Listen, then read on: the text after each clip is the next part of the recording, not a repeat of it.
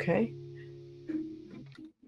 Well, welcome back to Rolling Up the River with the Gridiron Geek. I am Roland's Reviews, and here we also have the Gridiron Geek. How are you doing? I'm doing pretty good today. Um, Okay. Jefferson County is waiting on the one final blast of summer that we think we're going to get over the weekend. Okay. But we should have pretty nice, kind of just dusty, dry, warm evening for Friday night football in week 3. So we think we're going to get away with it and enjoy our early autumn for one more week. Sounds good to me. My favorite time of the year. How did last Friday night's games go for the Dirty Dozen?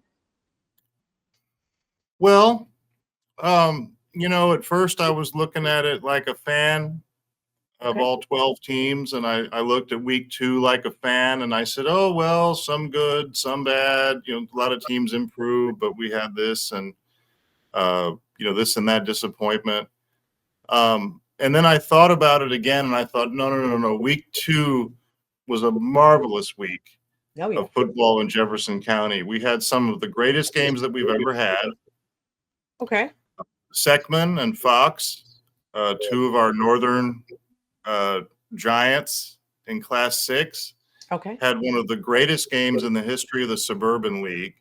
Wow. They went to single overtime. The Fox Warriors really had Seckman dead to rights. Okay. Uh,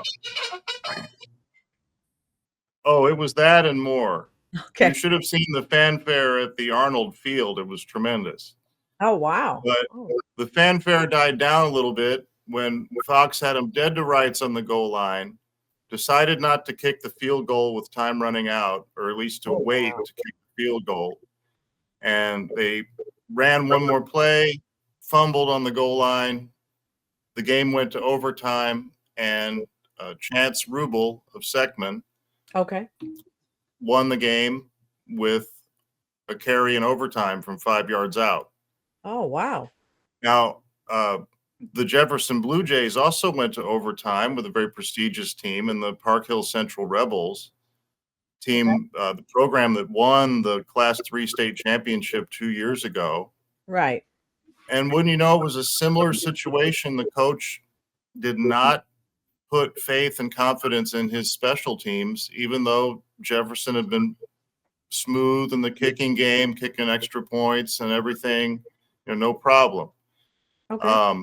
But Jefferson, I believe, scored first in overtime All right. and then chose not to kick, but to go for 2, which was just kind of a weird decision in the first Yeah. overtime after you score in the first overtime or at your possession, your half of the first overtime. And so something went wrong on the 2-point conversion attempt. I think there was a fumble, kind of a circus. Okay. Park Hill Central runs onto the field with all the momentum. They score, they kick, they win 21-20. Wow. But yeah, and so that was another just legendary night that happened before our eyes here in Friday Night Lights in Jefferson County. You really can't complain about the great games. Like I said, we had some teams that got a little bit better and then some Okay. teams that disappointed a little bit. But overall, I mean, these games are going to just go down in lore. I think that week 2 was like the reason why we all do this. It was Oh, okay. terrific. Sounds exciting, and we want it to continue throughout the entirety of the football season. Now, let's get into our week 3 Friday night predictions. Geek, what do you think? Well, I think that it's going to get a little bit easier to start predicting the games as it always does. Okay. Week 1, my predictions were awful. Readers can tell you way off the mark. But Okay. it starts getting a little bit easier around week 2 or week 3. One of the reasons why is because we have less games. We start to see our local teams from the county start to play each other. Okay. So this week we're down to 9 games. It's a pretty easy number to Right. try to at least make a couple of accurate predictions. Okay. We're going to look at 4 games pretty intensely, and then we're going to go through the other five with some quick takes. Sounds good to me. Let's get it started. Uh, we're also looking at our first featured game of the week, the Northwest Lions at Seckman Jaguars. Do we have the Seckman Jaguars on upset alert? Oh no! Well, oh yes, we have the Seckman Jaguars on some kind of alert because they just won such a tremendous Yeah. and just emotionally draining game over one of their crosstown rivals. Okay. I think that Seckman still outclasses Northwest as a football team. Seckman's got even longer winning streak going against Northwest than I think they had against Fox that was nearly snapped in the big game last Friday. Okay. And I think they might have a little bit of a hangover from just the emotions of that performance. I think that Yeah. Northwest is a burgeoning team. They scored nearly 120 points in the first two games. Oh wow. Ooh. They had a lot easier competition than they're going to find in the Seckman Jaguars defense. I think Oh, that Cohen Stark can surprise Seckman early in this game. I think if Seckman takes Northwest too lightly, I think you might see Omarion Frazier, the senior receiver from Northwest, maybe right. catch and run for a touchdown or do something to surprise Seckman on the scoreboard early.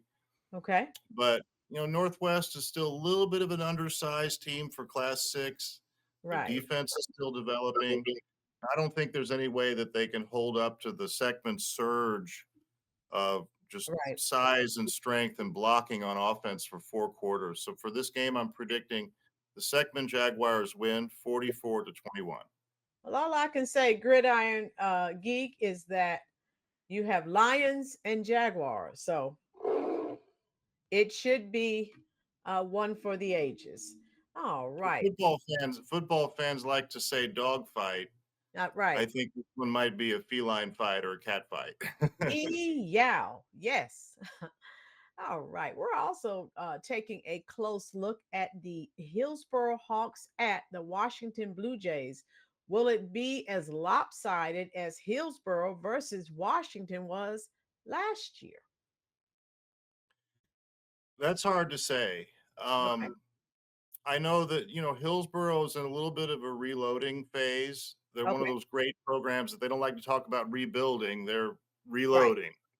Okay. And I'll validate that. Hillsboro is definitely reloading. They had a fine victory in week 1 where they scored over 40 points um, on offense with led by quarterback Braxton Giselle. Okay. Um, week 2, it was kind of weird to kind of try to gauge Hillsboro in week 2 because they ran up against a real buzzsaw. Right. Funny story. Last year, Hillsboro had a really good game with St. Louis University High, the Junior Billikens, and from the Metro Catholic League.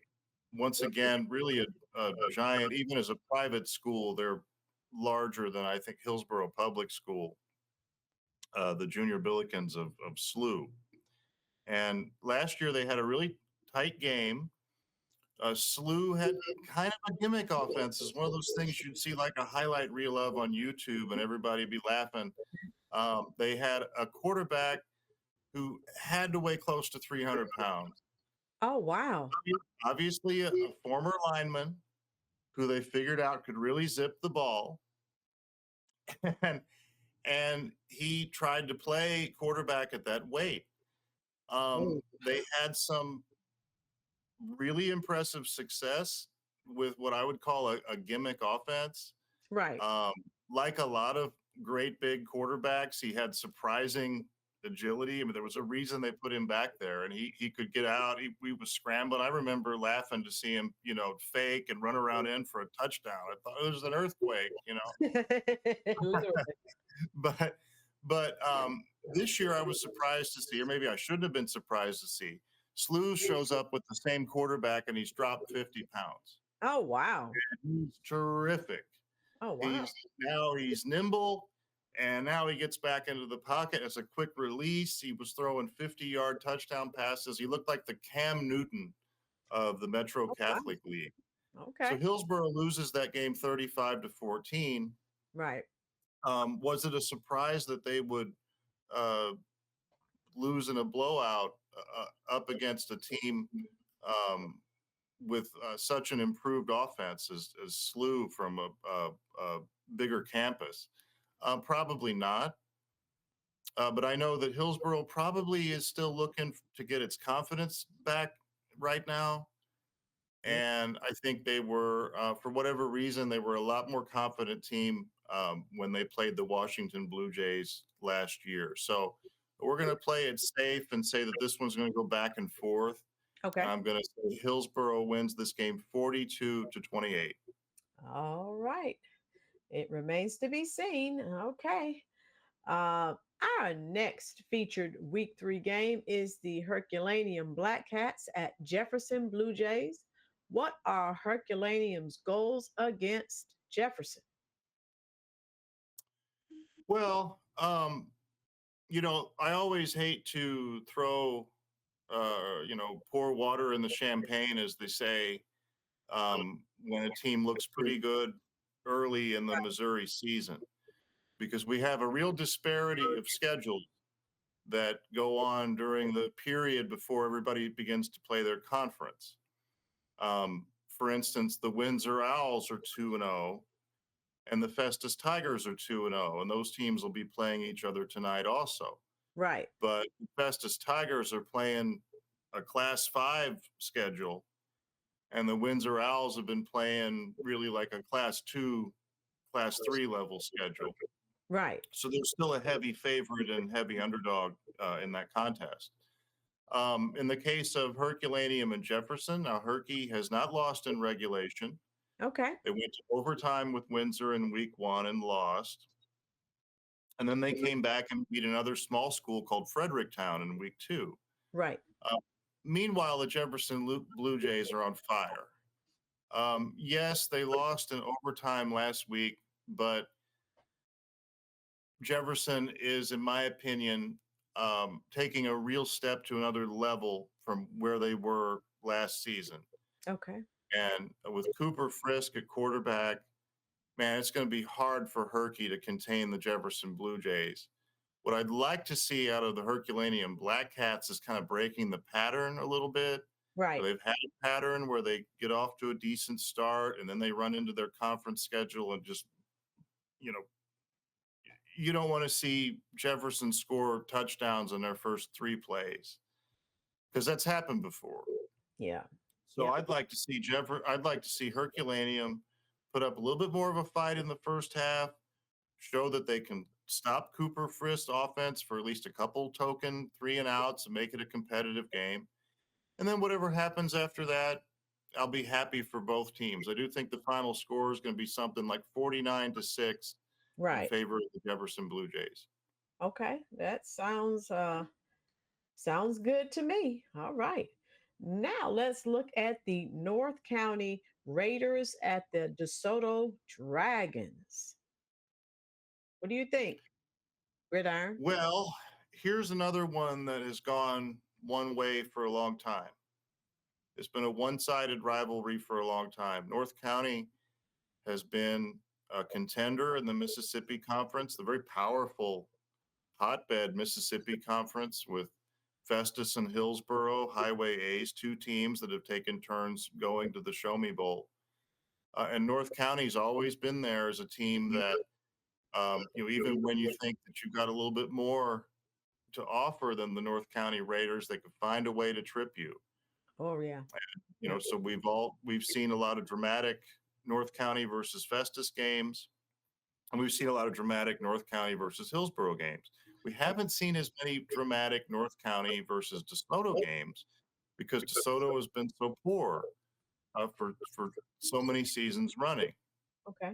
So they haven't been faring well in that rivalry, or really in a lot of rivalries. I would say that the North County over DeSoto edge has just been a natural result of DeSoto not having as much to offer. But DeSoto under the new coach, Russ Schmidt.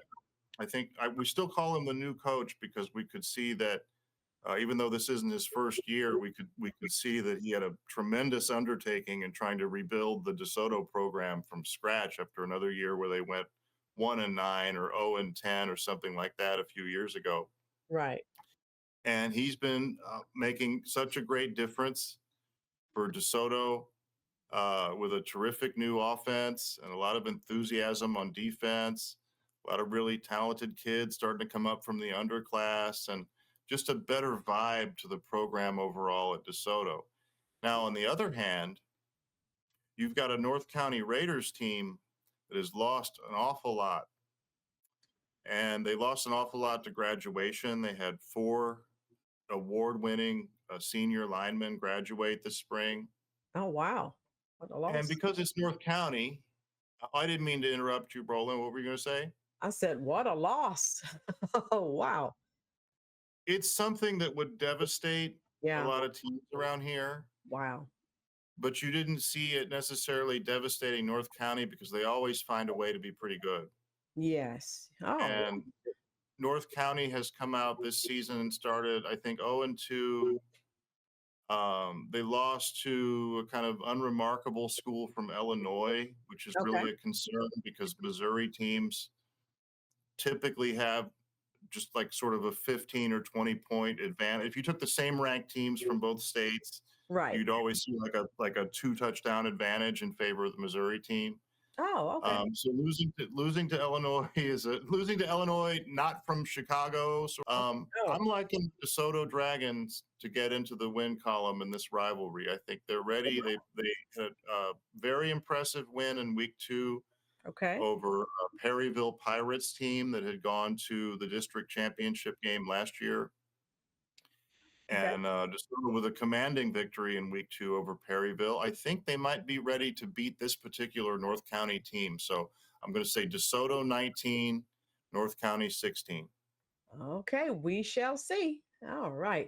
Time for our quick wrap around of the Dirty Dozen's 5 other games this Friday.